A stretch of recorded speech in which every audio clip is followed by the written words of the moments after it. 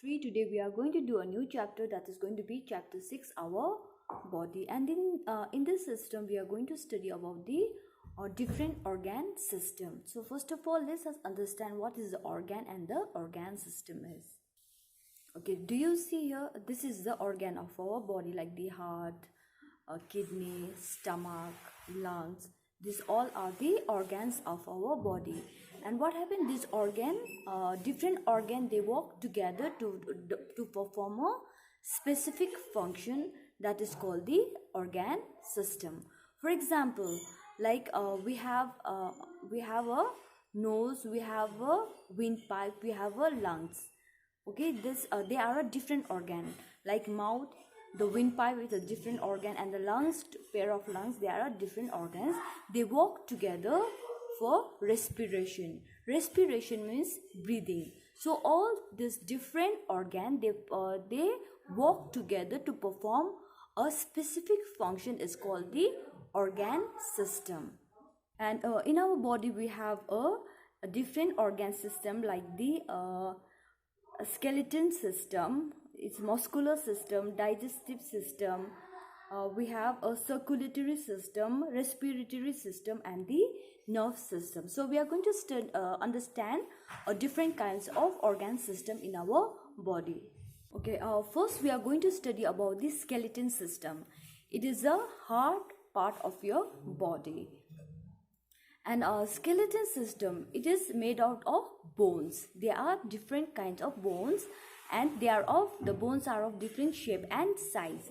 Some are tall, some are short, some are round, some are small, some are big. They join together to form a skeleton system. And there are 206 bones in our body. And how does a bone help us?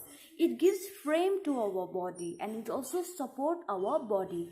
For example, if we have no bone in our body, then how would we look like? We will be a ball of meat, right? So you understand how it gives the frame to our body, and also it protects the like delicate and important part of our body, like your brain, heart, lungs.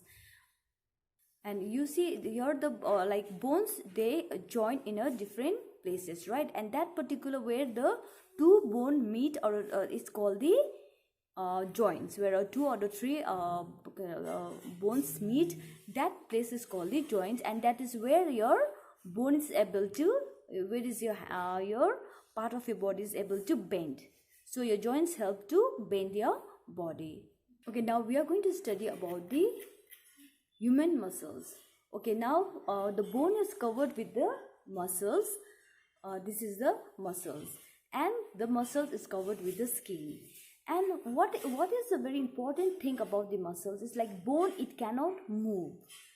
But when the bone is attached with the muscles, then is when the movement take place. Like bones covers the muscles, and they are joined in some joints here. So what happens, our bone, they can contract and relax. That is, they can stretch like the rubber band, and can contract means it can be smaller. That's the reason what happens, it can cause a movement in our body. That is why we can walk, we can play, we can do different kind of work with the help of the bones and the muscles. There are more than 600 bones in our body. And also, like some bones are we can control, like a hand muscles. We can control our hand muscles. We can swing it when we want to.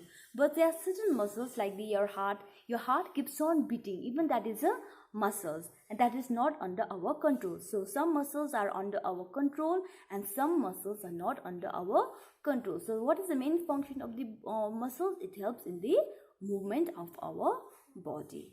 Okay, now the third one is the digestive system. So here are different organs, like your teeth, tongue, mouth. This is the food pipe, also called the esophagus, right? Here is the stomach, small intestine, large intestine. They are different organs, and they are working together to digest your food. So this is called the digestive system. This is the organ which helps in the digestion of the food. So what happens in the digestion of the food? First, your mouth. What happens? Your teeth will chew the food. So first of all, let me tell you what is a digestion. Like when we eat food, your body's cell cannot directly take that food.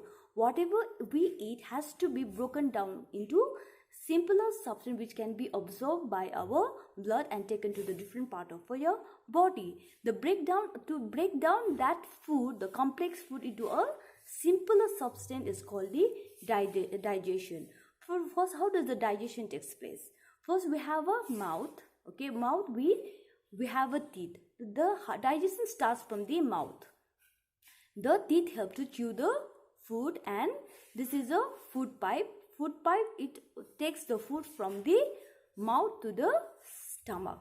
And this stomach, what happens? There is a juice over there. It mixes with the digestive juice, and half digestion starts here, and it goes to the smaller intestine, where actually the digestion get complete. And from here, all the nutritions are taken by the blood vessels to the different part of your body, and whatever is unwanted goes to the large intestine, and which is not needed, it is excreted through anus. So far we have learned about the human skeleton system, the human muscles, digestive system.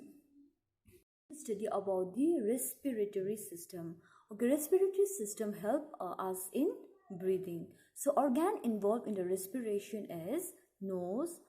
This is a windpipe and a pair of lungs. We take in air or oxygen from the nose, and it reaches the lungs through the windpipe. Same way, there are like harmful gas like the carbon dioxide. Carbon dioxide we throw from our body through it goes through the same windpipe, and we throw away from the nose. And this is what we have in the respiratory system.